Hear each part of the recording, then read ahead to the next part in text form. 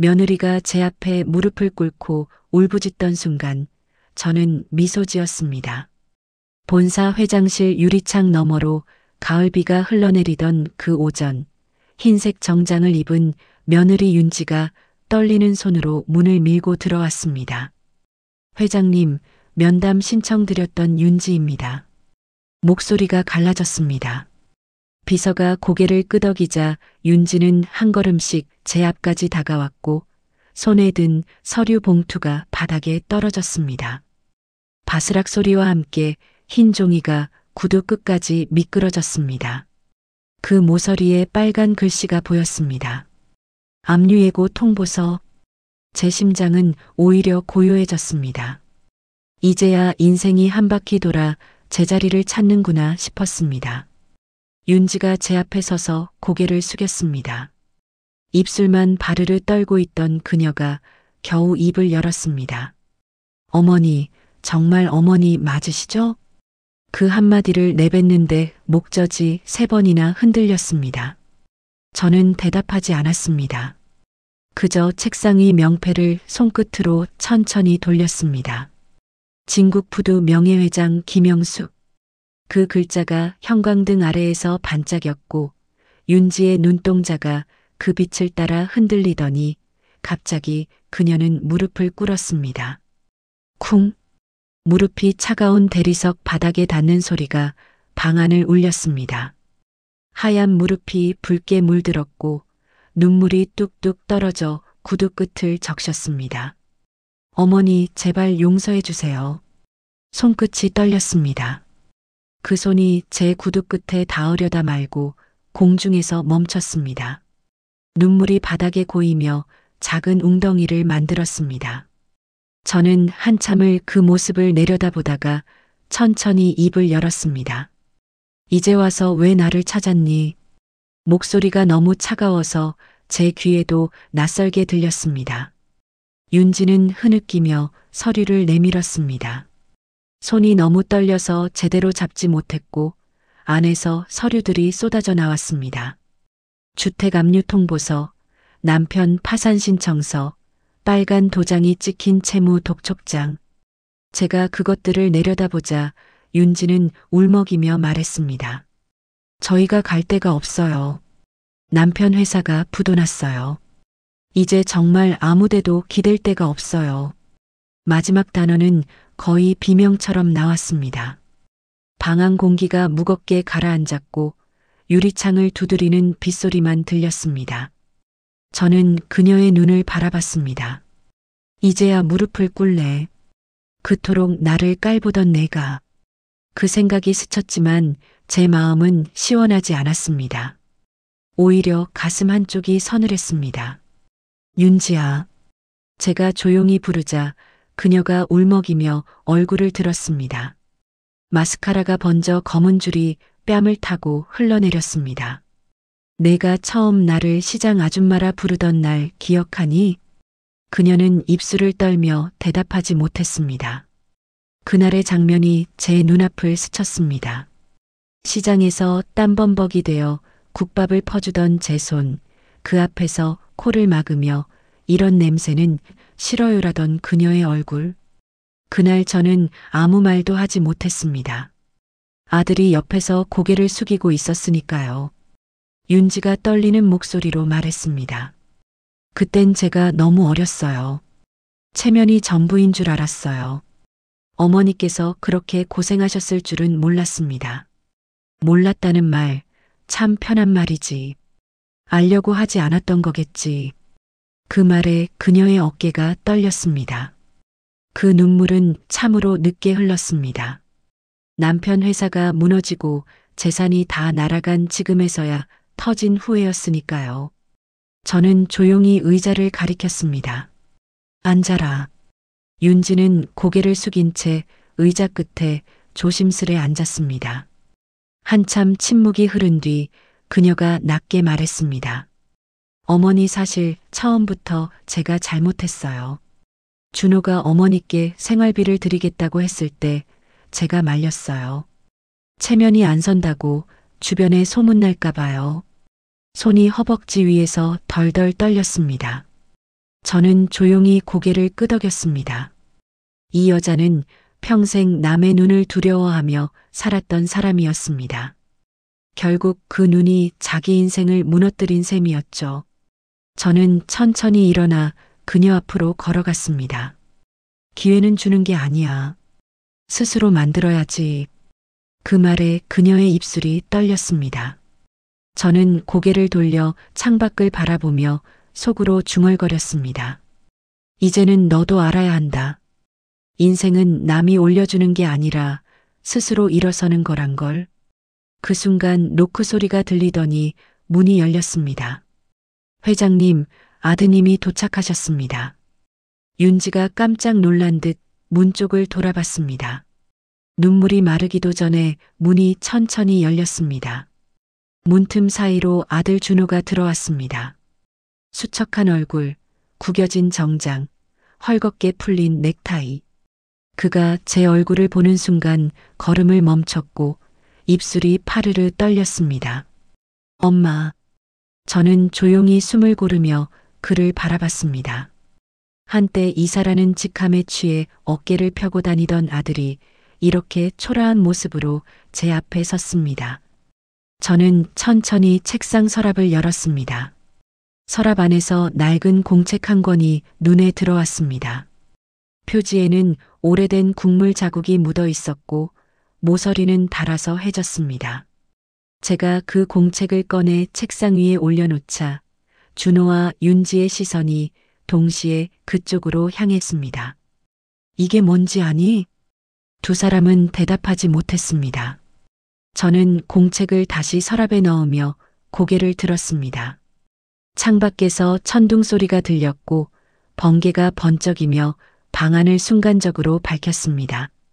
그 빛 속에서 두 사람의 창백한 얼굴이 또렷하게 보였습니다. 그리고 저는 낮게 속삭였습니다. 이제 들어볼까?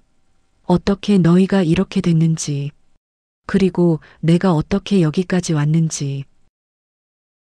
저는 평생을 국밥 한 그릇으로 버텨온 여자였습니다. 남편이 세상을 떠난 뒤 남은 건 낡은 가마솥 하나와 손에 밴 뼈국 냄새뿐이었습니다. 새벽 5시만 되면 시장 골목에 김이 피어오르고 사람들은 영숙이네 국밥 한 그릇이면 하루가 든든해라며 찾아왔죠. 그 말이 제겐 세상에서 가장 큰 위로였습니다. 땀에 젖은 앞치마를 털며 가게 문을 닫을 때면 하늘은 늘 주황빛이었고 그 시간만큼은 외롭지 않았습니다. 아들 준호가 있었으니까요. 대학까지 마친 효자 아들이 어느새 어엿한 회사원이 되어 엄마, 내가 이젠 다 갚을게요라며 웃던 그 얼굴. 그 말만 믿고 살았습니다. 하지만 인생은 참 묘합니다. 은혜는 길게 가고 상처는 짧은 순간에 생깁니다. 준호가 결혼한다고 집에 데려온 여자가 윤지였습니다. 하얀 블라우스에 구두 소리가 바닥을 톡톡 울리던 그날, 그녀는 제게 반듯하게 인사했습니다. 어머니, 앞으로 잘 부탁드려요.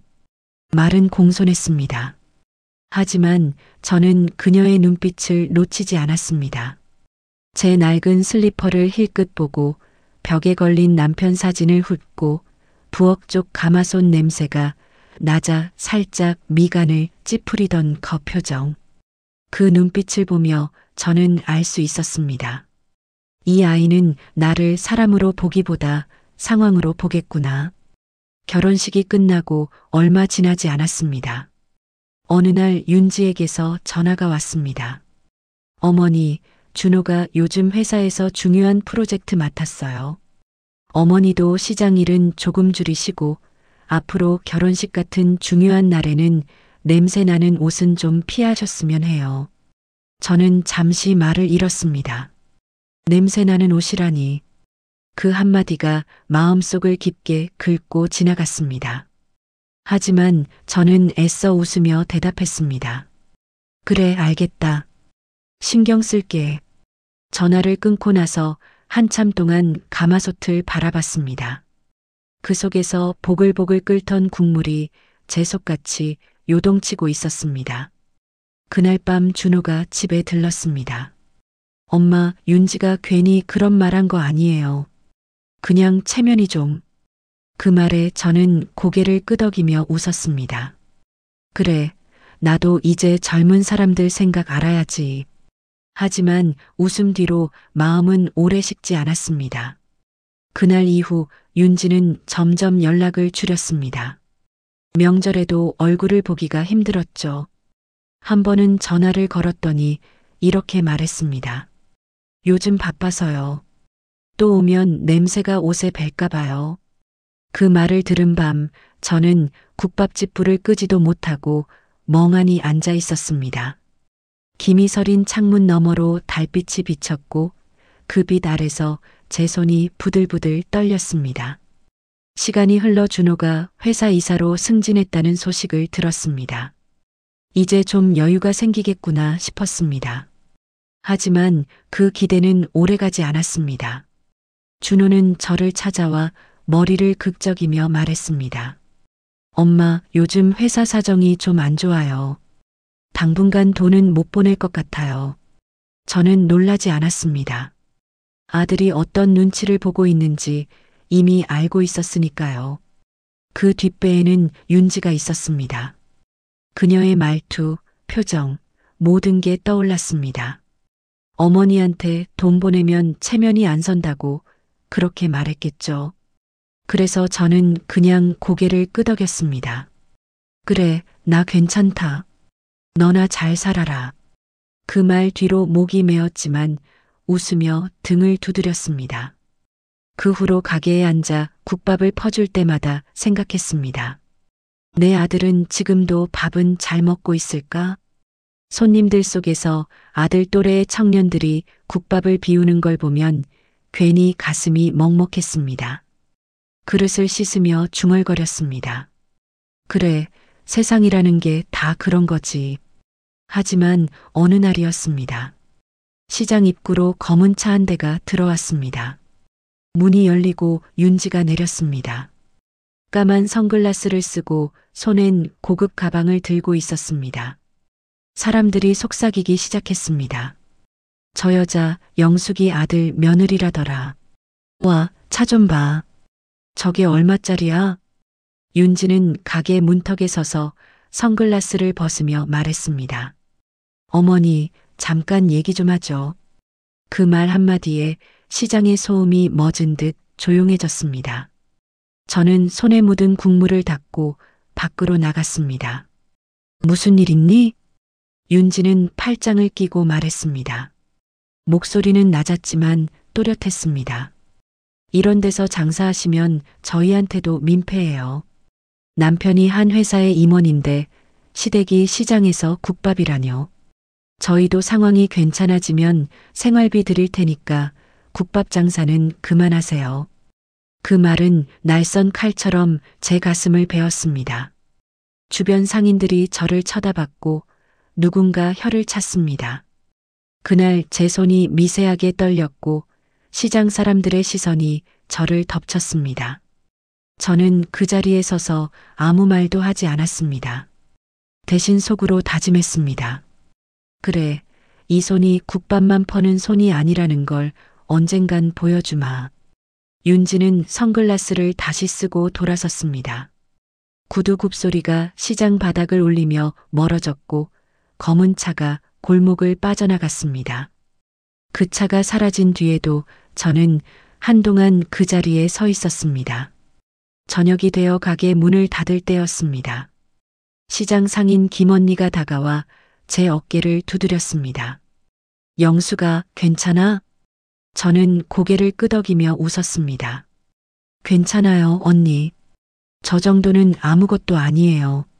하지만 김언니는 제 눈을 보며 말했습니다. 영수가, 넌 너무 착해. 그렇게 참기만 하면 내 마음만 상해. 그 말에 눈물이 핑 돌았지만 참았습니다. 저는 앞치마를 벗으며 대답했습니다. 언니, 사람이 사람을 무시하면 언젠간 갚아야 할 날이 와요. 그때까지 기다릴게요. 김언니는 한숨을 쉬며 돌아갔고 저는 혼자 남아가게 문을 잠갔습니다. 그날 밤 가마솥에 뚜껑을 덮으며 눈물이 흘렀습니다. 김이 서린 눈앞에서 남편의 목소리가 들리는 듯 했습니다. 영수가 사람 무시하는 건 죄야. 언젠가 그들도 알게 될 거야. 그 말을 가슴에 새기며 저는 혼잣말했습니다. 그래요, 여보. 내가 언젠간 보여줄게요. 사람의 냄새가 얼마나 귀한 건지 세상이 알게 될 거예요. 창문 너머로 별이 떴습니다. 그 별빛 아래서 저는 낡은 공책 한 권을 꺼냈습니다. 남편이 살아생전 함께 만들던 레시피가 빼곡히 적힌 그 노트. 표지에는 오래된 국물 자국이 묻어 있었고 페이지 구석구석엔 남편의 메모가 남아 있었습니다. 이 맛이 사람을 살린다. 그 글자를 손끝으로 쓰다듬으며 저는 다짐했습니다. 언젠가 이 맛으로 세상을 바꿀 거야. 나를 무시한 사람들이 고개 숙일 그날까지. 그날 밤 저는 그 공책을 가슴에 꼭 안고 잠들었습니다. 꿈속에서 남편이 웃으며 말했습니다. 영수가 아직 끝나지 않았어. 이제 시작이야. 명절 전날이었습니다. 하루 종일 끓여온 사골 냄새가 부엌 가득 퍼졌고 손님들도 많았지만 그날만큼은 일찍 문을 닫았습니다. 아들 내외가 오랜만에 집에 들른다고 해서요. 작은 상이라도 정성껏 차려보려 밥상 위엔 김치, 장조림, 멸치볶음, 제 손으로 만든 수육까지 올려뒀습니다. 조용히 앉아 그릇을 닦는데 마음이 괜히 설레더군요. 현관문이 열렸습니다. 윤지가 먼저 들어왔습니다. 검은 코트를 벗으며 코끝을 찡그렸습니다. 어머니, 집안에 국물 냄새가 좀 심하네요. 저는 허둥지둥 창문을 열며 웃었습니다. 오늘 끓이던 국물이 좀 넘쳤나 봐. 뒤이어 준호가 들어와 엄마 고생 많으셨죠라며 웃었지만 그 웃음 속에도 미안함이 섞여 있었습니다. 아니, 미안함보다는 불편함에 가까웠습니다. 아내의 눈치를 보는 남자의 얼굴이었죠. 저녁 식탁에 둘러앉았을 때까지만 해도 평온했습니다. 윤지는 젓가락을 들며 이런저런 얘기를 했고 저는 조용히 밥을 퍼주며 그저 듣고만 있었습니다. 준호가 회사 이야기를 꺼냈고 윤지는 웃으며 거들었습니다. 여보, 다음 달에 승진 발표 나잖아요. 이번엔 진짜 상무 가능성 있대요. 준호가 손사래를 쳤지만 입가엔 미소가 걸렸습니다. 아직 확정은 아니야. 그래도 사람들이 다 당신 얘기하더라고요. 그 대화를 듣는 동안 저는 국그릇에 국물을 떠주며 속으로 생각했습니다. 이 아이들에겐 직함이 전부구나. 사람이 아니라 지위로 서로를 보고 있구나. 그런데 숟가락을 들던 윤지가 불쑥 말을 꺼냈습니다. 어머니, 시장 일은 아직도 하세요? 그 말이 나오는 순간 공기가 묘하게 달라졌습니다. 준호가 눈치를 보며 윤지야 하고 말했지만 그녀는 멈추지 않았습니다. 제가 봐도 이제는 좀 그만두셔야 하지 않을까요? 준호가 이사인데 시어머니가 시장에서 일하신다는 게 좀 그렇잖아요. 순간 제 손이 멈췄습니다. 젓가락 끝이 수육 접시에 닿자 금속 소리가 났습니다. 그 소리가 방 안에 울렸고 정적이 흘렀습니다. 준호가 당황한 듯 말을 돌렸습니다. 그냥 어머니 건강 생각해서 그런 거야. 오래 서 계시면 허리 아프시잖아. 하지만 윤지는 고개를 저으며 계속 말했습니다. 그런데요, 회사 사람들 중엔 이미 다 알아요. 제가 괜히 민망해서 행사장에서도 말을 못 꺼내겠더라고요. 그녀의 말이 칼처럼 제 귀를 베었습니다. 민망하다. 그 단어가 귓속에서 맴돌았습니다. 저는 잠시 눈을 감았다가 조용히 말했습니다. 나는 내 손으로 먹고 사는 게 부끄럽지 않다. 다만 내가 나를 부끄러워한다면 그건 내 문제다. 윤지의 표정이 굳었습니다.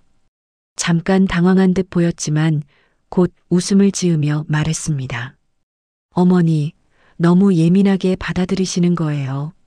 저는 그냥 어머니 생각해서. 내 생각? 제가 젓가락을 내려놓으며 물었습니다. 내 생각을 해준다는 게 나더러 일 그만두라는 거니? 윤지는 잠시 말을 잃었습니다. 하지만 곧 목소리를 가다듬으며 대답했습니다. 어머니도 이제 연세가 있으시잖아요. 편히 쉬시는 게 좋지 않을까요? 그 말 뒤에 숨은 뜻을 저는 알고 있었습니다. 쉬라는 게 아니라 보이지 말라는 뜻이었죠. 체면에 방해되니 숨어 있으라는 말이었습니다. 준호가 고개를 푹 숙였습니다. 윤지야, 그만해. 뭘 그만해요? 체면 좀 생각하자고 하는 거잖아요. 윤지는 목소리를 높였습니다. 그녀의 얼굴이 붉어지며 억눌렀던 감정이 터져 나왔습니다. 회사에서 누가 알아보면 창피하잖아요.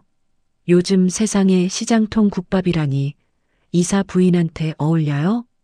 그 말에 제 손이 덜덜 떨렸습니다. 한마디 하고 싶었지만 목구멍이 막혀 말이 나오지 않았습니다. 준호는 아무 말도 하지 않았습니다. 그저 숟가락만 만지작거리며 눈을 피했습니다. 그 순간 깨달았습니다. 이 아이는 이미 아내의 눈치를 보며 내 편을 설 자리를 잃었구나. 그날 밤 설거지를 마친 뒤 혼자 마루에 앉았습니다. 달빛이 창문 틈으로 스며들었고 거실에 남겨진 수육 냄새가 아직도 남아 있었습니다. 준호의 방문이 살짝 열리며 작은 말소리가 들렸습니다. 윤지야, 오늘은 좀 심했어. 내가 틀린 말 했어요? 나중에 애라도 생기면 시댁 체면이란 게 있는데. 그 대화가 제 가슴을 찢었습니다. 손자 얘기까지 나왔습니다. 아직 생기지도 않은 손자를 방패 삼아 저를 몰아세우는 그 말이 칼보다 날카로웠습니다. 저는 조용히 방으로 들어가며 속삭였습니다. 그래, 체면이 그렇게 중요하면 체면으로 살아봐라. 다음 날 새벽 저는 다시 시장으로 나갔습니다. 비가 내리던 새벽이었습니다. 젖은 신문지를 깔고 좌판을 펴며 스스로에게 다짐했습니다. 다시는 누구에게도 부끄럽지 않게 살자. 내 밥벌이의 자존심으로. 하지만 사람의 마음은 그렇게 쉽게 단단해지지 않더군요. 며칠 뒤 윤지에게서 전화가 왔습니다. 어머니, 이번 명절엔 안 오셔도 돼요. 우리 쪽에서 손님이 많아서요. 그녀의 말투는 친절했지만 사실상 오지 말라는 뜻이었습니다. 전화를 끊고 나니 허공이 울리는 것 같았습니다. 그날 밤 시장 사람들과 막걸리 한 잔 나누며 웃었지만 집에 돌아와 불을 끄면 눈물이 흘렀습니다. 그렇게 몇 달이 지나던 어느 날이었습니다. 준호가 홀로 가게를 찾아왔습니다. 수척한 얼굴로 앉아 국밥 한 그릇을 먹으며 말했습니다. 엄마, 미안해요. 그땐 그냥 윤지 눈치 보느라 그랬어요. 저는 아무 말 없이 국물을 떠줬습니다. 괜찮다. 엄마는 너만 잘 살면 돼. 그 말을 내뱉으며 웃었지만 속은 서늘했습니다. 그 아이가 이렇게 작아질 줄은 몰랐습니다. 준호는 국밥을 다 비우고 나서 한참을 망설이다가 말했습니다. 엄마, 그런데 사실은. 그가 무슨 말을 하려는지 알 것 같았습니다. 하지만 저는 손사래를 치며 웃었습니다. 됐다, 아들아. 엄마는 다 알아. 내가 힘든 거. 준호의 눈이 붉어졌습니다. 그는 고개를 숙인 채 일어나 가게를 나갔습니다. 그의 뒷모습이 참 쓸쓸해 보였습니다. 그날 밤 문을 닫으며 혼잣말했습니다. 참았던 게 죄가 되던 날이 올지도 모르겠네. 그날부터였습니다. 내 안에서 뭔가가 천천히 일어났습니다. 서러움이 아니라 의지였습니다. 사람이 사람을 무시할 수는 있어도 진심은 못 짓밟는다는 걸 이제 세상에 보여주고 싶었습니다. 그날 밤 저는 낡은 공책을 펼쳤습니다. 남편과 함께 만들었던 레시피가 빼곡히 적힌 그 노트. 페이지를 넘기며 손끝으로 글자를 따라갔습니다. 사골은 72시간. 소금은 마지막에. 사람의 마음을 담아라. 마지막 페이지에 남편의 글씨로 적힌 문장이 있었습니다. 이 맛이 언젠가 세상을 바꿀 거야. 저는 그 글자를 한참 바라보다가 펜을 꺼내 그 아래 한 줄을 적었습니다. 그래, 여보. 이제 그 언젠가가 왔어. 창밖에서 천둥 소리가 들렸습니다. 번개가 번쩍이며 방 안을 밝혔고 그 빛 속에서 공책의 글자들이 살아 움직이는 것 같았습니다. 다음 날 아침 시장에 낯선 노신사 한 분이 나타났습니다. 그날도 평소처럼 새벽에 시장으로 나갔습니다. 하늘은 아직 어둑했고 바람 끝엔 겨울 냄새가 섞여 있었습니다. 손끝이 시려워 호호 불며 가마솥 뚜껑을 열었을 때 진한 사골 냄새가 김처럼 피어올랐습니다. 오늘도 잘 부탁한다. 스스로에게 그렇게 말하며 국자를 들었죠. 아침 손님들이 빠져나가고 잠시 숨을 돌리려는데 문 쪽에서 낯선 목소리가 들렸습니다. 혹시 사장님이 김영숙 씨 맞으신가요? 돌아보니 노신사 한 분이 서 있었습니다. 양복이 오래되어 약간 구겨졌지만 눈빛은 또렷했습니다. 무엇보다 그 사람 눈에서 묘한 것이 느껴졌습니다. 단순히 국밥을 먹으러 온 손님의 눈빛이 아니었습니다. 예, 제가 영숙인데요. 국밥 드시러 오셨어요? 그는 조용히 웃으며 고개를 끄덕였습니다. 그럼요. 냄새가 너무 좋아서 그냥 지나칠 수가 없었어요. 그는 조용히 자리에 앉아 국밥 한 그릇을 천천히 비웠습니다. 다른 손님들처럼 급하게 먹지 않았습니다. 한 숟가락 떠서 입에 넣고 잠시 눈을 감고 그 다음 숟가락을 뜨는 시기였습니다. 마치 무언가를 확인하듯이요. 그릇을 내려놓으며 그가 말했습니다. 이 맛 참 이상하네요. 짠 것도 아니고 자극적이지도 않은데 먹다 보면 마음이 따뜻해집니다. 저는 어색하게 웃었습니다. 그냥 오래 끓이면 다 이런 맛이 나요. 아니요. 그가 고개를 저었습니다. 이건 사람이 담긴 맛이에요. 그 말이 이상하게 마음에 남았습니다. 시장에서 20년 넘게 장사하면서 그런 말을 들어본 적이 없었습니다. 손님들은 보통 맛있어요. 양이 푸짐하네요. 같은 말만 했으니까요. 그는 계산을 마치고도 쉽게 자리를 뜨지 않았습니다. 혹시 다른 데에 가게를 내볼 생각은 없으신가요? 다른 데요? 네. 이런 맛이면 프랜차이즈로 해도 충분히 통하죠. 저는 그 말을 듣자마자 손사래를 쳤습니다. 아니에요. 그런 거는 부자들이나 하는 거죠. 저는 이 작은 가게로 만족해요. 그가 미소 지으며 명함 한 장을 꺼냈습니다. 한번 생각해 보세요. 제 연락처입니다.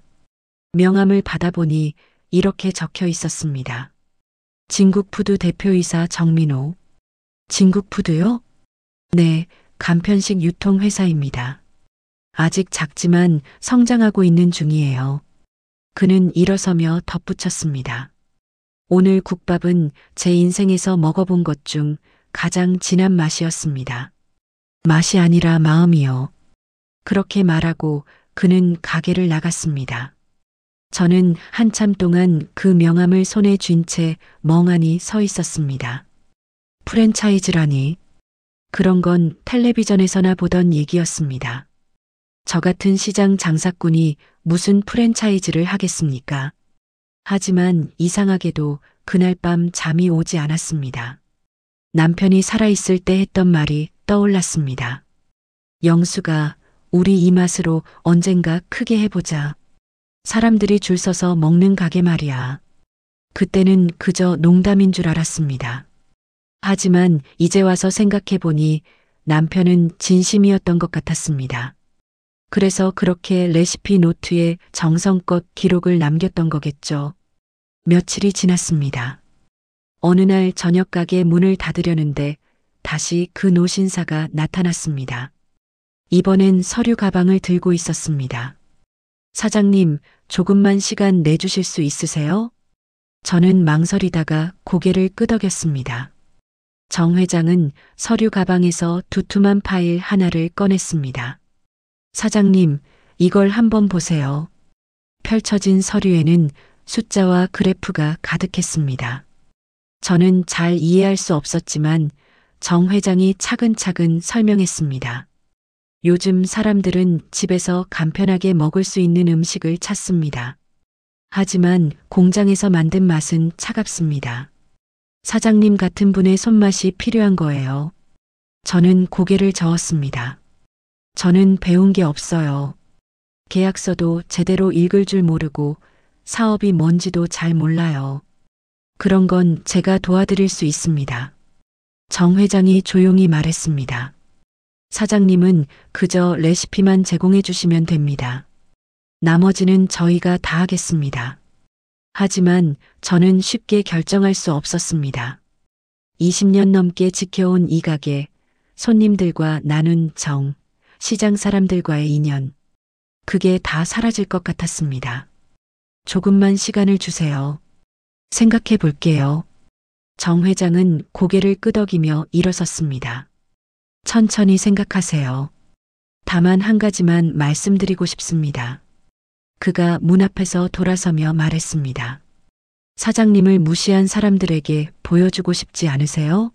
시장 아줌마가 아니라 당당한 사업가로서 말이죠. 그 말이 제 가슴을 찔렀습니다. 무시한 사람들. 윤지의 얼굴이 떠올랐습니다. 시장 앞에서 선글라스를 쓰고 민폐예요라고 말하던 그 표정이요. 정 회장이 떠난 후 저는 한참 동안 가게 안에 혼자 앉아 있었습니다. 가마솥에서 김이 모락모락 피어올랐고 그 김 속에서 남편의 얼굴이 어른거렸습니다. 영수가, 이제 해도 돼. 내가 할 수 있어. 그날 밤 저는 집으로 돌아와 서랍 깊숙이 넣어뒀던 그 공책을 꺼냈습니다. 남편과 함께 만든 레시피 노트, 표지를 쓰다듬으며 페이지를 넘겼습니다. 사골 72시간, 양지 48시간, 소금은 마지막에, 무엇보다 중요한 건 마음. 마지막 페이지에 남편 글씨로 적힌 문장이 눈에 들어왔습니다. 이 맛이 언젠가 세상을 바꿀 거야. 저는 그 글자를 한참 바라보다가 펜을 꺼내 그 아래 한 줄을 적었습니다. 그래, 여보. 이제 그때가 됐어. 나를 무시한 사람들에게 보여줄 시간이야. 다음 날 아침 저는 정 회장에게 전화를 걸었습니다. 회장님, 해보고 싶습니다. 하지만 조건이 있어요. 말씀하세요. 이 시장 가게는 계속 운영하고 싶어요. 여기가 제 시작이고 끝이니까요. 그리고 레시피는 제가 직접 관리하겠습니다. 아무리 공장에서 만들어도 사람 손맛은 잃으면 안 돼요. 전화 너머로 정 회장의 웃음소리가 들렸습니다. 좋습니다. 그게 바로 제가 원하던 겁니다. 그날부터 제 인생이 바뀌기 시작했습니다. 정 회장과 함께 레시피를 재현하는 작업을 시작했습니다. 작은 공장에서 샘플을 만들고 맛을 보고 수정하고 그 과정이 쉽지 않았지만 저는 포기하지 않았습니다. 이건 아니에요. 사골 맛이 너무 약해요. 소금이 너무 일찍 들어갔어요. 마지막에 넣어야 깊은 맛이 나요.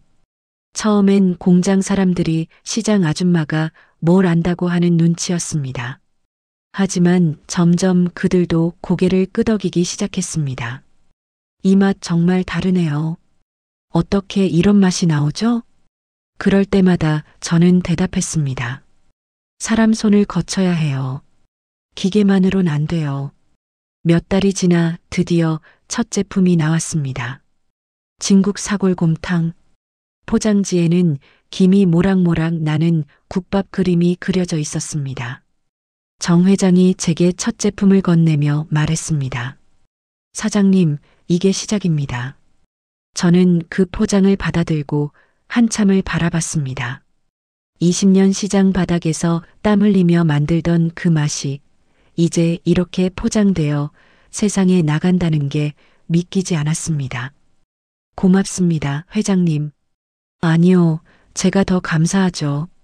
사장님이 없었으면 이 맛은 세상에 나올 수 없었을 겁니다. 그날 밤 저는 시장 가게로 돌아왔습니다. 가마솥 앞에 앉아 국물을 저으며 중얼거렸습니다. 이제 시작이야.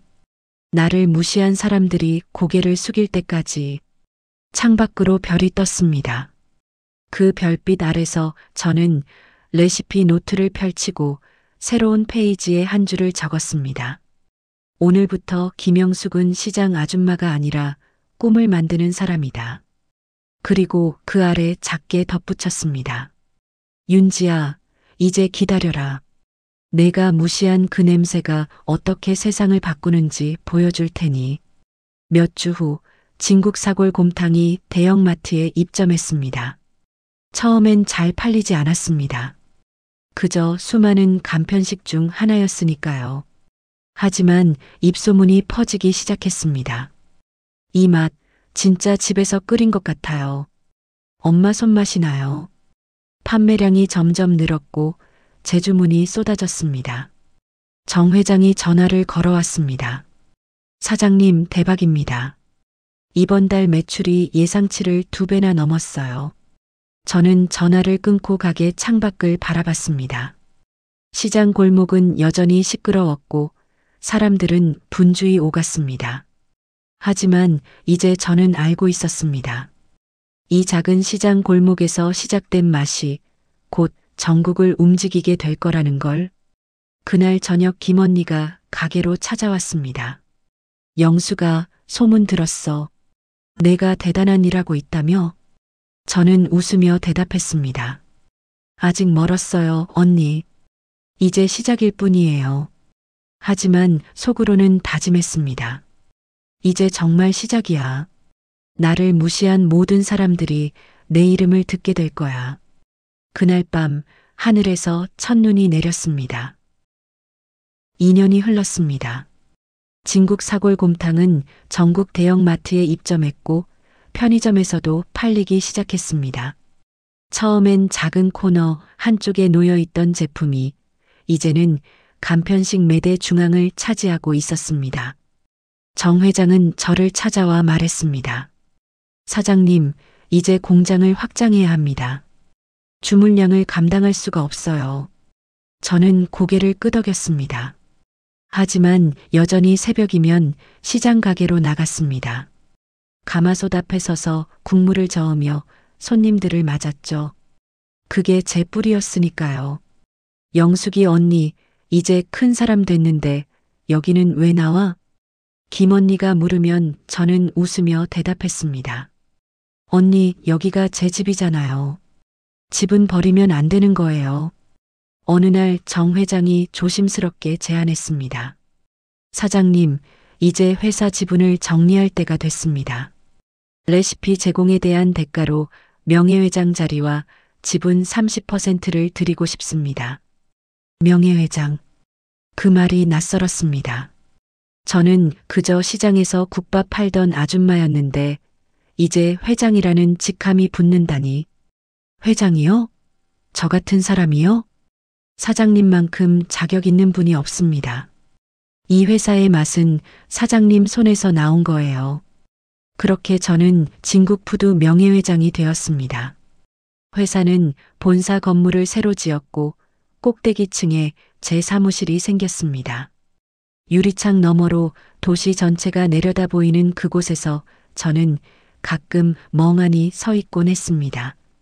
내가 정말 여기까지 왔구나. 어느 날 언론사에서 인터뷰 요청이 왔습니다. 시장 국밥에서 전국 브랜드로 김영숙 회장의 성공 스토리를 취재하고 싶습니다. 저는 처음엔 거절하려 했습니다. 하지만 정 회장이 말했습니다. 사장님, 이건 사장님만의 이야기가 아니에요. 많은 분들에게 희망을 줄 수 있습니다. 그래서 인터뷰를 했습니다. 기자가 물었습니다. 회장님, 성공의 비결이 무엇입니까? 저는 잠시 생각하다가 대답했습니다. 별거 없어요. 그냥 사람을 무시하지 않는 마음. 그게 전부예요. 무시하지 않는 마음이요? 네, 사람의 정성을 함부로 깔보면 안 돼요. 시장 아줌마든 청소하는 분이든 모두 자기 자리에서 최선을 다하는 거니까요. 그 인터뷰는 다음날 신문 일면에 실렸습니다. 시장통 국밥에서 기업 신화로 마이너스 진국푸드 김영숙 명예회장. 기사 옆엔 제가 정장을 입고 웃는 사진이 실렸습니다. 시장 사람들이 그 신문을 보고 전화를 걸어왔습니다. 영수가 우리가 다 뿌듯하네. 언니가 우리 시장의 자랑이야. 하지만 저는 알고 있었습니다. 이 성공이 아직 끝이 아니라는 걸. 제가 진짜 보여주고 싶었던 사람들은 따로 있었으니까요. 그 무렵 윤지와 준호는 전혀 다른 삶을 살고 있었습니다. 준호는 회사에서 승진을 거듭했습니다. 대리에서 과장, 과장에서 차장, 그리고 마침내 이사가 되었습니다. 윤지는 그 사실을 주변 사람들에게 자랑하기 바빴습니다. 우리 남편이 이번에 이사됐어요. 아직 젊은데 말이죠. 그녀는 고급 아파트로 이사했고 외제차를 샀으며 명품 가방을 들고 다녔습니다. 친구들과의 모임에서도 으스댔죠. 요즘 이사 부인들은 바쁘잖아요. 회사 행사도 많고. 하지만 그 화려함 뒤에는 빚이 숨어 있었습니다. 아파트 대출, 자동차 할부, 카드값. 월급이 들어오면 빚 갚는데 반이 넘게 나갔습니다. 준호는 밤마다 한숨을 쉬었지만 윤지 앞에서는 내색하지 않았습니다. 당신은 왜 맨날 돈 얘기만 해요? 이사가 이 정도 생활은 해야죠. 윤지는 그렇게 말하며 또 백화점 쇼핑백을 들고 집에 들어왔습니다. 명절이 다가왔습니다. 윤지는 친정 식구들을 모아 자랑했습니다. 우리 시어머니요? 아, 그분은 조용히 사세요. 시장에서 작은 가게 하시는데 이제 나이도 있으셔서 거의 안 하시는 것 같아요. 그녀는 영숙이 아직도 시장에서 일한다는 사실을 부끄러워했습니다. 그래서 거짓말을 보탰습니다. 요즘은 저희가 용돈도 드리고 있어요. 사실은 연락조차 하지 않으면서 말입니다. 어느 날 윤지는 회사 행사에 참석했습니다. 임원 부인들과의 모임이었죠. 그곳에서 한 부인이 물었습니다. 윤지 씨 시댁은 어디세요? 윤지는 잠깐 머뭇거리다가 대답했습니다. 그냥 평범한 가정이에요. 평범하다니요? 부모님이 뭐 하시는데요? 아, 그냥 자영업이요. 윤지는 더 이상 말하고 싶지 않다는 듯 화제를 돌렸습니다. 하지만 그 순간 한 부인이 스마트폰을 보다가 소리쳤습니다. 어머, 이 기사 봤어요? 시장 국밥 장사하던 분이 대기업 회장 됐대요. 대박이네. 여러 부인들이 스마트폰을 꺼내 기사를 찾았습니다. 진국푸드? 요즘 완전 핫한 브랜드잖아. 김영숙 회장이라고 하네. 멋지다. 윤지는 관심 없다는 듯 고개를 돌렸습니다. 하지만 속으로는 비웃었습니다. 시장 아줌마가 무슨 회장이래. 기레기들이 과장한 거겠지. 그날 저녁 집에 돌아온 윤지는 준호에게 말했습니다. 여보, 오늘 웃긴 기사 봤어. 시장에서 국밥 팔던 사람이 회장 됐대. 준호는 텔레비전을 보다가 무심코 대답했습니다. 요즘 그런 스토리 많잖아. 자수성가 어쩌고. 그러게. 근데 진국푸드래. 들어봤어? 진국푸드? 요즘 완전 대박 난 회사잖아. 우리 회사 식당에서도 그거 써. 윤지는 잠시 멈칫했지만 곧 웃으며 말했습니다. 그래도 시장 출신이잖아. 우리랑은 수준이 다르지. 준호는 아무 말 없이 고개를 끄덕였습니다. 두 사람 모두 그 회사의 명예회장이 누군지, 그 이름이 누구인지 전혀 모르고 있었습니다. 며칠 후 윤지는 백화점 식품관에서 장을 봤습니다. 간편식 코너를 지나가는데 진국푸드 제품이 진열대 전체를 차지하고 있었습니다. 어머, 이거 요즘 장난 아니게 잘 팔린대요. 옆에 있던 손님이 말했습니다. 맛도 진짜 좋아요. 집에서 끓인 것 같아요. 윤지는 제품 하나를 집어들었습니다. 포장지에 진국사골 곰탕이라고 적혀 있었고 아래 작은 글씨로 이렇게 써 있었습니다. 창업주 김영숙 명예회장의 30년 손맛을 그대로. 김영숙. 그 이름을 보는 순간 윤지의 손이 멈칫했습니다. 하지만 곧 고개를 저었습니다.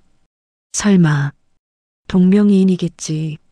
세상에 김영숙이 얼마나 많은데. 그녀는 제품을 도로 내려놓고 다른 브랜드를 집었습니다. 그 무렵 준호의 회사에 위기가 찾아왔습니다. 주요 거래처가 부도를 냈고 연쇄 부도 위험이 감돌았습니다. 회사는 구조조정을 시작했고 임원들도 안전하지 않았습니다.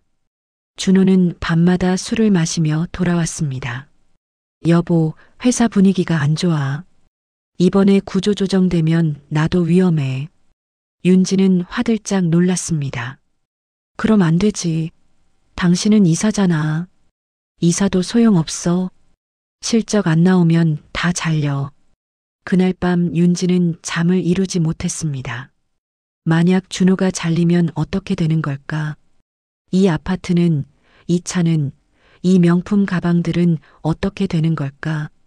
공포가 밀려왔습니다. 하지만 윤지는 그 공포를 겉으로 드러내지 않았습니다.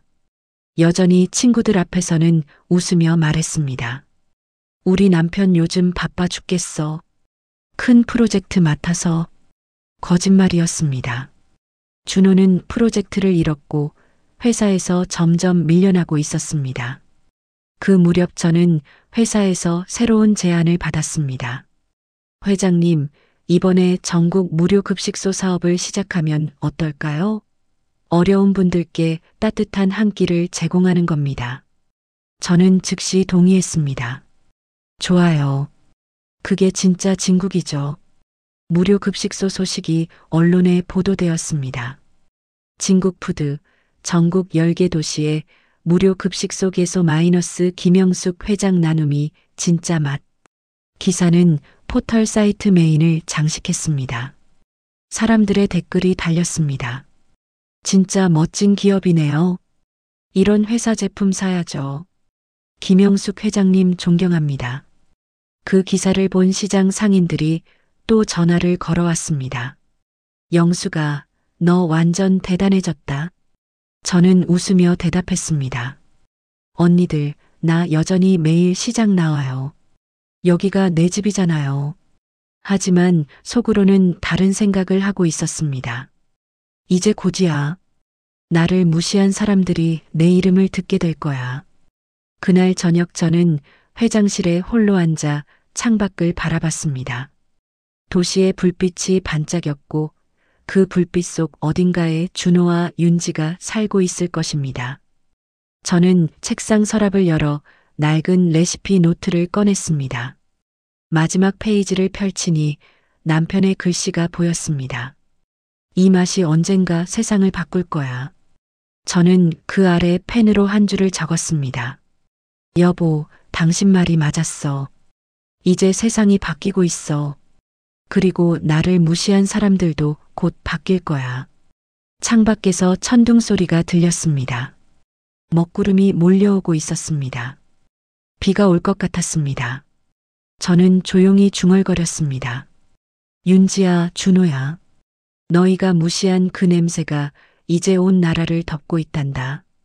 곧 알게 될 거야. 시장 아줌마가 누구였는지. 그 순간 휴대폰이 울렸습니다. 정 회장이었습니다. 회장님, 큰일입니다. 방금 소식 들었는데요. 무슨 소식이요? 아드님 회사가 부도 위기래요. 거래처에서 들은 얘긴데 이번 달 안에 문 닫을 수도 있답니다. 전화를 끊은 후 저는 한참 동안 멍하니 앉아 있었습니다. 준호의 회사가 무너진다. 그 말이 천천히 가슴에 스며들었습니다. 복수의 순간이 다가오고 있었습니다. 하지만 제 가슴은 시원하지 않았습니다. 오히려 무거웠습니다. 그날 밤 비가 내리기 시작했습니다. 준호의 회사가 무너진 건 순식간이었습니다. 월요일 아침 출근한 준호는 긴급 전체 회의 소집 문자를 받았습니다. 회의실에 모인 임원들의 얼굴은 창백했고 대표이사가 단상에 올라 말했습니다. 주요 거래처의 연쇄 부도로 인해 회사는 오늘자로 법정 관리에 들어갑니다. 그 말이 떨어지자 회의실이 술렁였습니다. 누군가 소리쳤습니다. 그럼 우리는요? 월급은요? 현재로선 지급이 어렵습니다. 이번 달 퇴직금도 보류됩니다. 준호는 그 자리에서 눈앞이 캄캄해졌습니다. 손이 떨려 책상을 붙잡았지만 그 떨림은 멈추지 않았습니다. 점심시간이 되자 임원들이 짐을 쌌습니다. 회사 보안팀이 사무실을 통제했고 출입이 제한되었습니다. 준호는 개인 물품만 챙겨 상자에 담았습니다. 명함, 상패, 가족사진. 그게 전부였습니다. 이사님 고생하셨습니다. 후배 직원이 인사했지만 준호는 대답할 수 없었습니다. 목이 메었습니다. 저녁 무렵 집으로 돌아가는 지하철 안에서 준호는 멍하니 창밖을 바라봤습니다. 퇴근길 사람들이 스마트폰을 보고 대화를 나누고 웃었습니다. 하지만 그 모든 게 다른 세계의 일 같았습니다. 집 앞에서 한참을 서 있었습니다. 현관문을 열고 들어가면 윤지에게 뭐라고 말해야 할까? 손이 떨려 초인종을 누르지 못했습니다. 결국 문을 열고 들어갔습니다. 윤지는 거실 소파에 앉아 쇼핑몰 앱을 보고 있었습니다. 어머, 여보 왜 이렇게 일찍 와? 준호는 상자를 바닥에 내려놓았습니다. 그 소리에 윤지가 고개를 들었습니다. 그게 뭐야? 회사가 망했어. 그 말이 나오기까지 준호의 입술이 3번이나 떨렸습니다. 뭐? 망했다고? 윤지가 벌떡 일어났습니다. 무슨 소리야? 회사가 어떻게 망해? 거래처가 연쇄 부도 나서 오늘 법정 관리 들어갔어. 퇴직금도 못 받아. 윤지의 얼굴이 하얗게 질렸습니다. 퇴직금도 못 받아? 그럼 우리 대출은 어떡하고? 카드값은? 미안해. 미안하긴 뭐가 미안해. 윤지의 목소리가 높아졌습니다. 당신이 이사라고 해서 이 아파트 산 거잖아. 차도 사고 명품도 산 건데 이제 와서 망했다고? 준호는 고개를 푹 숙였습니다. 변명할 말이 없었습니다. 윤지는 거실을 왔다 갔다 하며 손으로 머리를 감싸쥐었습니다. 이럴 리가 없어. 당신 회사는 안정적이라며, 대기업이라며. 나도 몰랐어. 갑자기 이렇게 될 줄은. 갑자기 징조도 없었어? 윤지의 눈에서 눈물이 흘렀습니다. 하지만 그건 슬픔의 눈물이 아니라 분노와 공포의 눈물이었습니다. 우리 이제 어떡해? 이 집은? 대출 이자만 한 달에 얼마인데. 그날 밤 두 사람은 잠을 이루지 못했습니다. 윤지는 거실 소파에 앉아 통장을 확인하고 또 확인했습니다.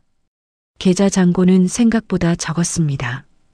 이번 달 카드값도 나가지 않았는데 남은 돈으로는 다음 달 대출 이자도 감당할 수 없었습니다. 며칠 뒤 집주인에게서 연락이 왔습니다. 이번 달 관리비가 밀렸는데요. 준호는 사정을 설명했지만 집주인은 냉정했습니다. 그건 제 문제가 아니에요. 다음 달까지 밀린 관리비 안 내시면 계약 해지해야 합니다. 전화를 끊고 나니 손이 떨렸습니다. 윤지는 그 소리를 듣고 벽에 기댄 채 주저앉았습니다. 우리 쫓겨나는 거야? 준호는 대답할 수 없었습니다. 다음 날 은행에서 독촉 전화가 왔습니다. 대출 이자가 2개월째 연체 중입니다. 이번 주까지 입금 안 되면 법적 조치 들어갑니다. 카드사에서도 문자가 왔습니다. 연체 안내 마이너스 주택 담보대출 압류 예정. 윤지는 그 문자를 보고 스마트폰을 던져버렸습니다. 화면이 깨지며 바닥에 떨어졌습니다.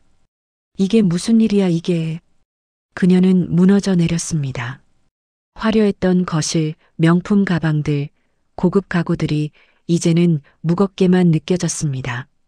이 모든 게 빚으로 쌓은 성이었다는 걸 이제야 깨달았습니다.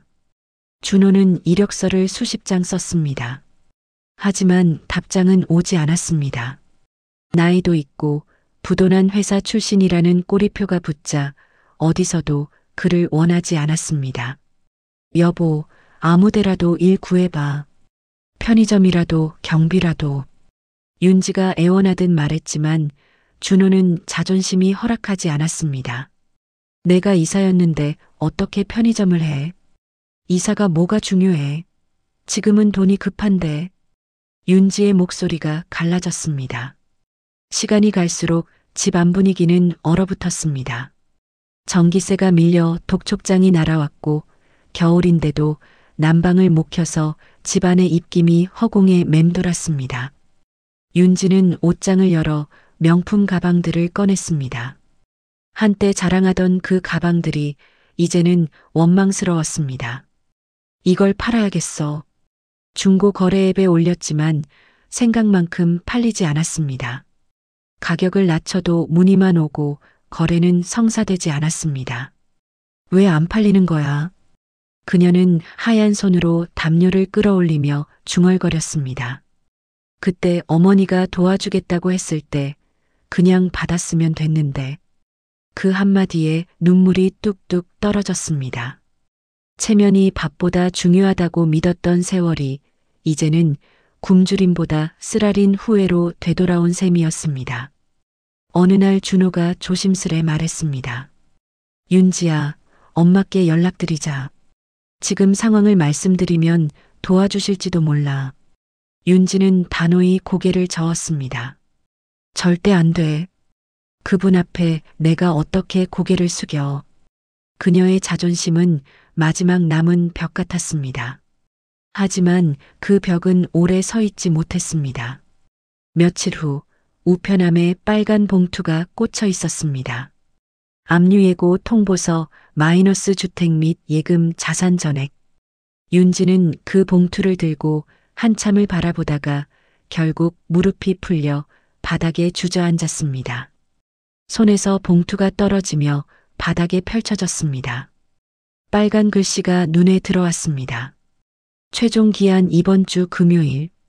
준호가 다가와 그녀의 어깨를 감싸려 했지만 윤지는 손을 뿌리쳤습니다. 당신 때문이야. 당신이 나한테 이사라고 속였잖아. 당신 엄마가 국밥 장사라 창피하다고 그 사실을 숨기게 만든 게 누구야? 그 말에 준호는 더 이상 아무 말도 하지 못했습니다. 밤이 깊어갈수록 윤지의 머릿속엔 시장 냄새가 스멀스멀 피어올랐습니다. 그때의 국밥 냄새, 그 앞에서 코를 막으며 했던 말들. 시장 아줌마 냄새가 난다며 비웃던 자신이 떠올랐습니다. 이제 그 냄새가 그립고 따뜻하게 느껴졌습니다. 눈을 감으니 그 시절 어머니의 손이 떠올랐습니다. 거칠지만 단단하던 손. 그 손이 다시 한번 자신을 감싸주면 좋겠다고 그녀는 조용히 속삭였습니다. 다음 날 아침 준호는 일터를 구하러 나갔습니다. 윤지는 홀로 남아 어질러진 거실을 치우다가 버려진 신문 한 장을 발견했습니다. 며칠 전 준호가 보다 던진 신문이었습니다. 구직란을 보려고 펼쳐놨던 거였죠. 그런데 그 신문 경제면에 큼지막한 기사가 보였습니다.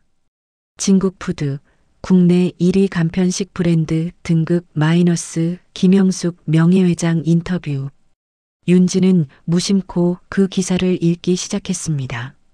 시장에서 국밥 장사를 시작한 지 30년. 김영숙 명예회장은 이제 전국 누구나 아는 기업인이 되었다. 그녀는 말한다. 사람을 무시하지 않는 것, 그게 제 성공 비결입니다. 기사 옆에는 깔끔한 정장 차림으로 환하게 웃는 여인의 사진이 실려 있었습니다. 윤지의 손이 떨리기 시작했습니다.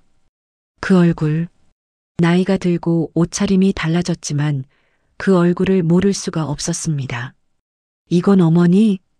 신문이 손에서 떨어졌습니다.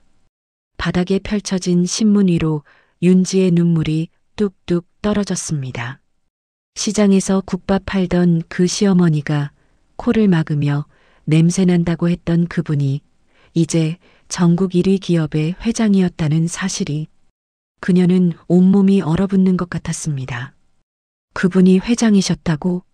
손으로 입을 막았지만 울음이 터져 나왔습니다. 후에 수치심, 공포가 한꺼번에 밀려왔습니다.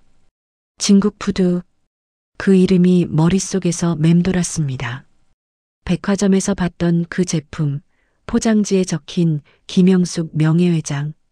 그때 동명이인이라고 생각했던 그 이름이 그게 진짜였어. 윤지는 망연히 신문을 끌어안았습니다. 사진 속 어머니의 미소가 따뜻했습니다. 하지만 그 따뜻함이 지금의 윤지에게는 뜨거운 칼처럼 가슴을 찔렀습니다. 내가 무시한 그분이 이렇게 대단한 분이었다니. 그날 저녁 준호가 지친 얼굴로 돌아왔습니다. 윤지야, 더는 버틸 수가 없어. 우리 어머니께 찾아가자. 윤지는 한참 동안 대답이 없었습니다. 그녀의 눈앞에는 신문에 실린 어머니의 얼굴이 아른거렸습니다. 자신이 얼마나 어리석었는지, 얼마나 오만했는지 이제야 깨달았습니다. 그리고 마침내 낮게 한마디 내뱉었습니다. 그래요. 가요. 하지만 당신이 먼저 무릎 꿇으세요. 준호는 고개를 끄덕였습니다. 두 사람 모두 알고 있었습니다. 이제 자존심을 지킬 때가 아니라는 걸. 며칠 뒤 그들은 진국푸드 본사 주소를 검색했습니다. 높은 빌딩 사진이 나왔고 1층 로비에 진국푸드 로고가 크게 걸려 있었습니다. 윤지는 그 사진을 보며 입술을 깨물었습니다. 어머니가 정말 여기 계시는 거야. 그날 밤 윤지는 옷장에서 가장 깨끗한 옷을 꺼냈습니다. 한때 자랑하던 흰색 정장. 하지만 이제는 그 옷이 무겁기만 했습니다. 거울 앞에 서서 자신을 바라봤습니다. 야윈 얼굴, 다크서클, 핏기 없는 입술. 화려했던 과거는 온데간데 없었습니다. 이 모습으로 어머니 앞에 서야 하는구나. 눈물이 흘렀습니다. 하지만 이번엔 멈추지 않았습니다. 그동안 참았던 모든 후회가 한꺼번에 쏟아져 나왔습니다. 다음 날 아침 두 사람은 진국푸드 본사로 향했습니다. 높은 빌딩 앞에 서서 윤지는 한참을 망설였습니다. 이 문을 열면 내 지난 오만이 다 드러날 거야. 손이 떨렸습니다. 하지만 더 이상 선택의 여지가 없었습니다.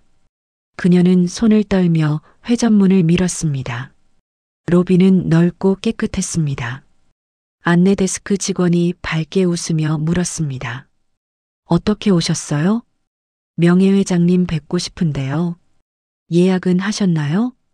윤지는 고개를 저었습니다. 직원이 난처한 표정을 지었습니다. 회장님께서는 예약 없이는 면담이 어려우신데요. 제발 가족이라고 전해주세요. 며느리 윤지라고요. 직원의 표정이 변했습니다. 잠시 내선 전화를 건 뒤 고개를 끄덕였습니다. 20층으로 올라가세요. 엘리베이터 안에서 윤지의 다리가 후들거렸습니다. 준호가 그녀의 손을 잡았지만 그 손도 차갑게 식어 있었습니다. 20층 문이 열렸습니다. 복도 끝에 명예회장실이라는 문패가 보였습니다. 윤지는 그 문 앞에 서서 숨을 고르려 했지만 가슴이 너무 빨리 뛰어 어지러웠습니다. 노크 소리가 울렸습니다. 그리고 문 안에서 익숙한 목소리가 들렸습니다. 들어오세요. 문이 열렸습니다. 넓은 회장실 안으로 들어서는 순간 윤지의 발걸음이 멈췄습니다. 유리창 너머로 도시 전경이 펼쳐져 있었고 책상 너머엔 익숙한 얼굴이 보였습니다. 단정한 정장을 입은 영숙이 조용히 앉아 있었습니다. 들어오렴. 그 목소리를 듣는 순간 윤지의 눈에서 눈물이 터져 나왔습니다. 다리에 힘이 풀려 그 자리에 주저앉을 뻔했지만 간신히 버티며 한 걸음 한 걸음 앞으로 나아갔습니다. 뒤이어 준호도 들어왔습니다. 문이 닫히는 소리가 방 안에 울렸고 정적이 흘렀습니다. 두 사람은 의자에 앉아 제 말을 기다렸습니다. 저는 서랍을 다시 열어 낡은 공책을 꺼냈습니다. 그 레시피 노트를 천천히 펼치며 말했습니다. 이 안에 내 인생이 다 들어있다고 했지. 사골 72시간, 양지 48시간, 소금은 마지막에 손가락으로 마지막 줄을 가리켰습니다. 그리고 여기 사람의 마음을 담아라. 내 할아버지가 남긴 마지막 말이야. 윤지의 눈에서 눈물이 흘러내렸습니다. 윤지야, 너는 결혼 초에 이 노트를 보고 뭐라고 했지? 그녀는 입술을 깨물었습니다. 기억하니? 이런 낡은 거 왜 버리지 않으세요? 라고 했지. 네, 기억해요. 너는 이 공책이 낡았다고 했어. 하지만 나한테 이건 보물이야. 이 안에 담긴 건 단순한 레시피가 아니야. 내 남편의 마음이고 우리 가족이 버텨온 세월이야. 준호가 고개를 들었습니다. 엄마, 저도 잘못했어요. 준호야, 너는 나쁜 아들이 아니야. 그저 세상이 시키는 대로 살았을 뿐이지. 저는 창가로 걸어가 비 내리는 도시를 바라봤습니다. 나도 젊었을 때가 있었어. 시집와서 구박받고 남편 없이 혼자 아이 키우고. 하지만 시장 바닥에 앉아서 깨달았지. 사람이 사람을 무시하면 안 된다는 걸. 저는 돌아섰습니다. 윤지야, 너는 나를 시장 아줌마라고 불렀지. 그 말이 틀린 건 아니야. 하지만 그게 부끄러운 건 아니야. 윤지는 손으로 얼굴을 가리고 흐느꼈습니다. 저는 그들이 가져왔던 서류 봉투를 들어 올렸습니다. 너희가 이 압류 통보서를 들고 왔을 때 나는 알았어. 갈 데가 없어서 나를 찾아온 거란 걸. 저는 봉투를 내려놓으며 말했습니다. 하지만 사람은 바뀔 수 있어. 너도 이제는 알았잖니. 내가 무엇을 잃었는지. 제가 잃은 건 돈이 아니었어요. 사람이었어요. 저는 그 눈을 바라봤습니다. 진심이 느껴졌습니다. 윤지야, 진짜 물어볼게. 너는 지금 왜 여기 왔니? 정말로 후회해서 온 거니? 윤지는 정직하게 대답했습니다. 처음엔 돈 때문이었어요. 하지만 신문에서 어머니를 봤을 때 깨달았어요. 이제는 정말로 후회해요. 저는 잠시 침묵했습니다. 그 말이 진심인지 시간을 두고 지켜봐야겠지만 적어도 지금은 진심처럼 들렸습니다. 사람은 한 번에 바뀌지 않아. 하지만 내가 너한테 기회를 주고 싶어. 정말요? 대신 조건이 있어. 우리 회사에서 일해봐. 맨 밑바닥부터. 그리고 배워봐. 사람이 얼마나 소중한지. 네, 하겠어요. 뭐든 하겠어요. 준호도 말했습니다. 엄마, 저도 일하고 싶어요. 준호야, 너는 이제부터 제대로 배워봐. 사람 대접하는 법을. 우리는 그날 오랫동안 이야기를 나눴습니다. 해가 저물 무렵 저는 말했습니다. 이제 가서 쉬어라. 내일부터 출근해. 정말 저희를 받아주시는 거예요? 한 번만 기회를 줄게. 다시는 사람을 무시하지 마라. 윤지는 제 앞에 무릎을 꿇었습니다. 준호도 무릎을 꿇으며 고개를 숙였습니다. 저는 손을 내밀었습니다. 일어나라. 이제 무릎 꿇을 필요 없어. 대신 똑바로 서서 일해라. 두 사람은 제 손을 잡고 일어났습니다. 문을 나서는 윤지를 제가 불렀습니다.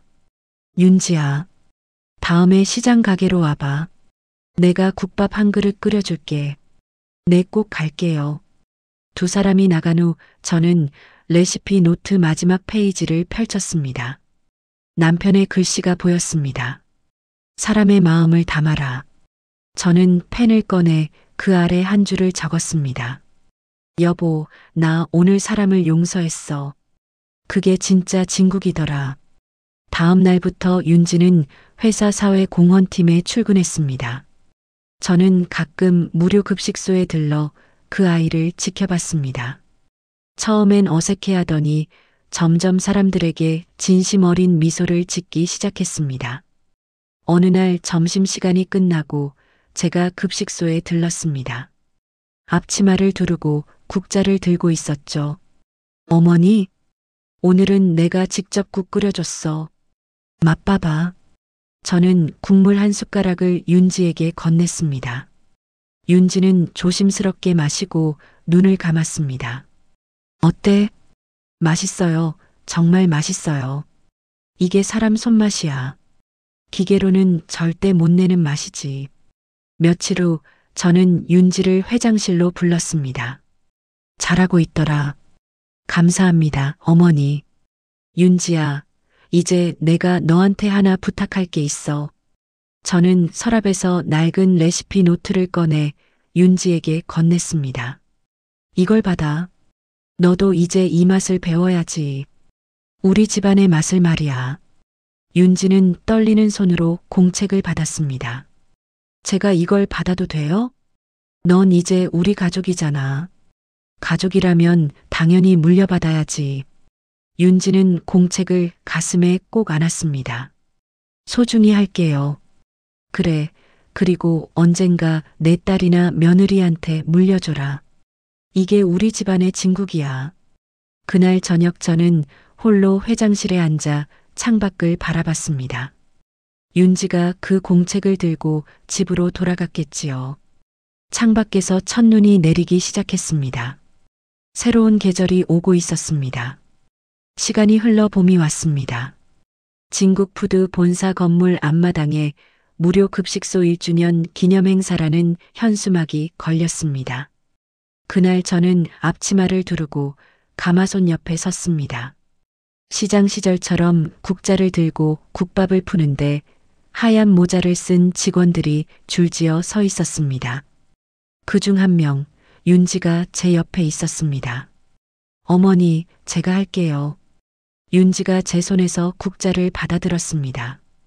그 손이 1년 전보다 거칠어져 있었습니다. 일하는 손이 되어가고 있었죠. 그래, 내가 해봐. 윤지는 조심스럽게 국을 떠서 그릇에 담았습니다. 할머니 한 분이 다가와 그릇을 받으며 말했습니다. 고맙습니다. 따뜻하게 먹을게요. 윤지는 환하게 웃으며 대답했습니다. 천천히 드세요. 더 필요하시면 말씀하세요. 그 모습을 지켜보던 저는 속으로 중얼거렸습니다. 이제야 알겠구나. 사람의 마음이 뭔지. 행사가 끝난 후 정 회장이 다가와 말했습니다. 명예회장님, 이제 좀 쉬셔도 됩니다. 회사도 안정됐고 다 잘 되고 있으니까요. 저는 웃으며 고개를 저었습니다. 아직 아니에요. 이 국밥을 먹고 힘내는 사람이 있는 한 내일은 끝나지 않았어요. 정 회장은 고개를 끄덕이며 웃었습니다. 그 마음이 진국푸드를 여기까지 오게 한 거겠죠. 그날 저녁 저는 오랜만에 시장 가게로 향했습니다. 시장은 여전히 시끄러웠고 사람들은 분주히 오갔습니다. 제 가게 앞에 서자 김언니가 반갑게 손을 흔들었습니다. 영수가 오랜만이네. 언니, 오늘 제가 국밥 한 그릇 끓여줄게요. 그래, 그럼 나 기다릴게. 저는 가마솥 뚜껑을 열었습니다. 진한 사골 냄새가 피어올랐습니다. 그 냄새를 맡는 순간 눈시울이 뜨거워졌습니다. 이 냄새, 이 자리, 이 모든 게 제 시작이었으니까요. 국자로 국을 떠 그릇에 담으며 중얼거렸습니다. 여보, 보고 있어요? 우리 이만큼 왔어요. 그때 가게 문이 열리며 윤지가 들어왔습니다. 준호도 함께였습니다. 어머니, 여기 계셨군요. 너희 어떻게 왔니? 어머니가 시장 가신다고 해서요. 저희도 국밥 한 그릇 먹고 싶었어요. 저는 웃으며 그릇 2개를 더 꺼냈습니다. 국을 푸며 윤지에게 물었습니다. 윤지야, 기억나니? 처음 이 가게에 왔을 때. 윤지는 고개를 끄덕이며 부끄러운 표정을 지었습니다. 내 코를 막았었죠. 정말 죄송해요. 이제 괜찮아. 내가 달라졌으니까. 저는 그릇 3개를 상에 올렸습니다. 우리는 나란히 앉아 국밥을 먹었습니다. 김이 모락모락 피어오르는 그 순간이 참 따뜻했습니다. 준호가 국을 한 숟가락 떠먹고 말했습니다. 엄마, 이 맛 어릴 때 먹던 그 맛이에요. 그래, 변하지 않은 거지. 사람의 마음은 변하지 않아. 윤지도 조심스럽게 말했습니다. 어머니, 저 요즘 레시피 노트 보면서 연습하고 있어요. 언젠가 어머니처럼 이런 맛을 낼 수 있을까요? 할 수 있어. 내가 진심을 담으면 돼.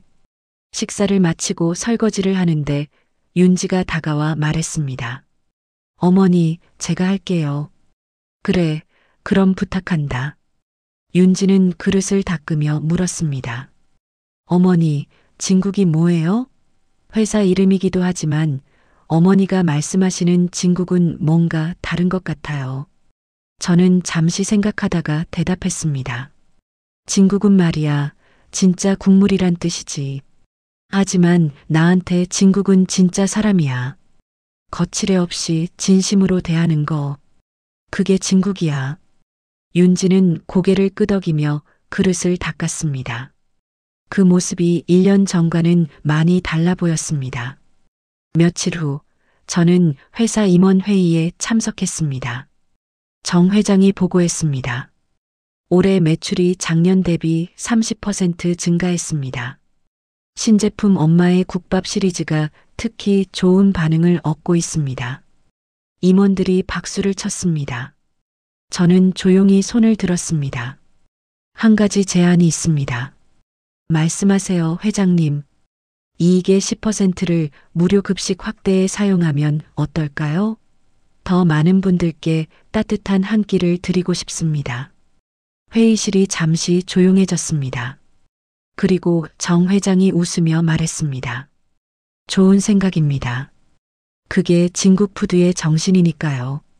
모두가 박수를 쳤습니다. 어느 날 저녁 저는 준호와 윤지를 집으로 초대했습니다. 시장 가게가 아닌 제 집에서 저녁을 차렸습니다. 테이블 위에는 김치, 된장찌개, 제가 직접 만든 수육이 놓였습니다. 어머니, 제가 도와드릴게요. 윤지가 앞치마를 두르며 부엌으로 들어왔습니다. 함께 밥상을 차리는 동안 윤지가 조심스럽게 물었습니다. 어머니, 혹시 저희 아이가 생기면 어머니가 국밥 만드는 법 가르쳐 주실 수 있을까요? 저는 윤지의 손을 잡았습니다. 그럼 당연하지. 우리 집안의 맛은 대대로 이어져야지. 윤지의 눈에 눈물이 맺혔습니다. 감사합니다, 어머니. 식사를 하는 동안 준호가 말했습니다. 엄마, 저 요즘 새 일자리 구했어요. 작은 회사지만 열심히 할게요. 그래, 잘했다. 직함이 중요한 게 아니야. 내가 얼마나 진심으로 일하느냐가 중요한 거지. 네, 이제 알았어요. 우리는 오랫동안 이야기를 나눴습니다. 웃기도 하고 가끔 눈시울을 붉히기도 했습니다. 그 시간이 참 소중했습니다. 밤이 깊어 2사람이 돌아간 후 저는 혼자 마루에 앉았습니다. 달빛이 창문을 통해 들어왔고 거실에는 여전히 국밥 냄새가 은은하게 남아 있었습니다. 저는 레시피 노트를 꺼내 마지막 페이지를 펼쳤습니다. 여러 사람의 글씨가 겹쳐져 있었습니다. 남편의 글씨 사람의 마음을 담아라. 제 글씨 여보, 나 오늘 사람을 용서했어. 그게 진짜 진국이더라. 그리고 최근에 윤지가 적은 글이 보였습니다. 어머니, 저도 이제 알았어요. 사람의 마음이 뭔지. 가르쳐 주셔서 감사합니다. 저는 그 아래 펜을 꺼내 한 줄을 더 적었습니다. 여보, 우리 가족이 다시 하나가 됐어요. 이제 진짜 진국이 완성됐어요. 다음 날 아침 저는 다시 시장으로 향했습니다. 새벽 5시, 하늘은 아직 어두웠지만 시장에는 벌써 불빛이 켜지고 있었습니다. 가게 문을 열고 가마솥에 불을 지폈습니다. 사고를 넣고 천천히 끓이기 시작했습니다. 김이 피어오르는 걸 바라보며 저는 웃었습니다. 이게 내 자리야. 회장실도 좋지만 여기가 내 진짜 집이야. 첫 손님이 들어왔습니다. 영숙이네 국밥 한 그릇. 네, 금방 드릴게요. 저는 국자로 국을 떠서 그릇에 담았습니다. 김이 모락모락 피어오르는 그 국밥을 건네며 말했습니다. 따뜻하게 드세요. 손님이 한 숟가락 떠먹고 웃었습니다. 역시 영숙이네가 최고야. 이 맛이 진짜 국밥이지. 그 말에 제 가슴이 따뜻해졌습니다. 해가 뜨기 시작했습니다. 아침 햇살이 시장 골목을 비쳤습니다. 저는 가마솥을 저으며 중얼거렸습니다. 여보, 우리 잘 살았죠? 이렇게 사람들에게 따뜻한 밥 한 그릇 주면서 말이에요. 바람이 불어왔습니다. 그 바람 속에서 남편의 목소리가 들리는 것 같았습니다. 잘했어, 영수가. 그게 진짜 인생의 진국이야. 저는 눈을 감았습니다. 그리고 천천히 웃었습니다. 오늘도 가마솥에서 국물이 보글보글 끓고 있었습니다. 그 소리가 마치 제 심장 소리 같았습니다. 오늘도 누군가의 마음을 데워줄 수 있다면 그걸로 됐습니다. 시장 골목 어디선가 윤지의 목소리가 들렸습니다. 어머니, 저 왔어요. 돌아보니 윤지가 앞치마를 들고 달려오고 있었습니다. 준호도 함께였습니다. 어머니, 오늘 저희도 도와드릴게요. 그래, 그럼 너희가 국 좀 저어봐라. 윤지가 국자를 받아들고 가마솥을 저었습니다. 준호는 테이블을 닦았습니다.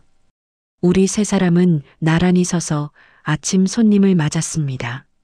손님들이 하나둘 들어왔습니다. 오늘은 식구가 늘었네. 그러게. 가족이 함께하니 더 보기 좋네. 김언니도 들어와 웃으며 말했습니다. 영수가 내 꿈이 이루어졌구나. 가족들이 다 함께 일하는 거. 저는 고개를 끄덕였습니다. 네, 언니. 이게 제 진짜 꿈이었어요. 해가 높이 떴습니다. 시장은 점점 더 붐볐고 우리 가게에도 손님들이 가득 찼습니다.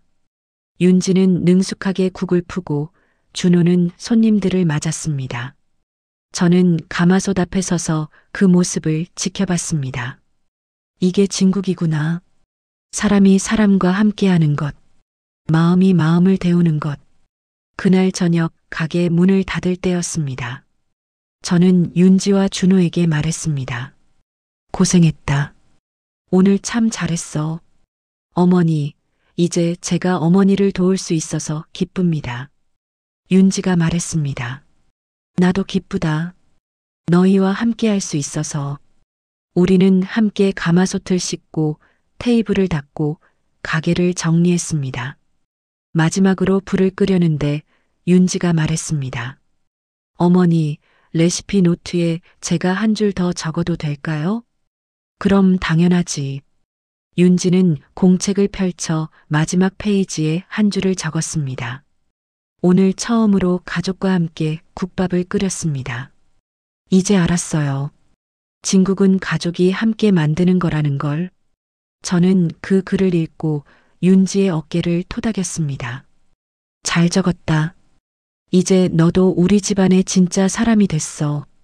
가게 문을 잠그고 나오는데 하늘에 별이 총총이 떠 있었습니다. 준호가 제 팔을 잡으며 말했습니다. 엄마, 저희 집으로 가요. 오늘은 윤지가 저녁 준비했어요.